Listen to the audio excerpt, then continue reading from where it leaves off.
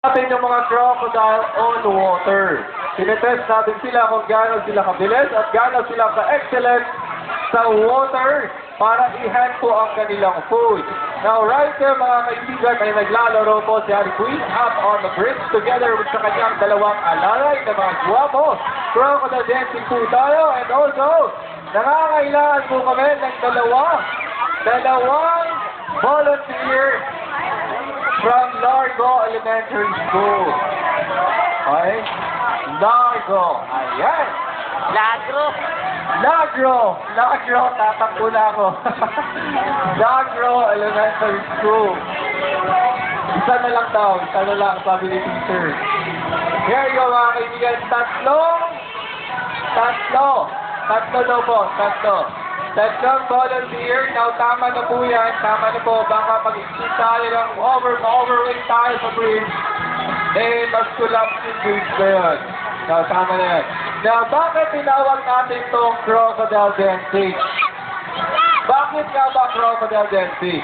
Kasi po, yung mga crocodile mga kaibigan, kaya nilang umangat sa tubig gamit yung kanilang malakas na buntot para makaangat sila sa water to get the food, para makuha kanilang pagkain. Now, by doing that, mga kaibigan, as they propel themselves up, parang silang sumasayaw ng belly dancing. Okay? Now, yan po yung ating crocodile dancing. At alam niyo ba kung gaano karami ang crocodile na sa loob ng water? Meron po tayong 45 freshwater crocodile. At mamaya mga kaibigan, yung nakahawak po ng green umbrella ay tatalon daw po siya. No, just kidding. Yan po si Harry Quinn kanina from Butterfly House. Ayan, hindi po siya tatalon. Okay. Now, we're doing our crocodile dancing, guys.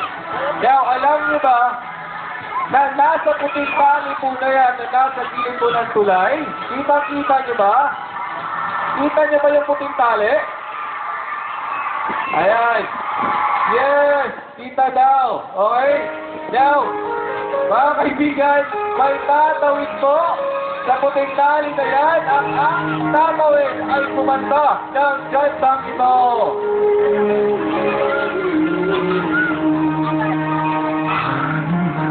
Panapasukan ang gusto na ito.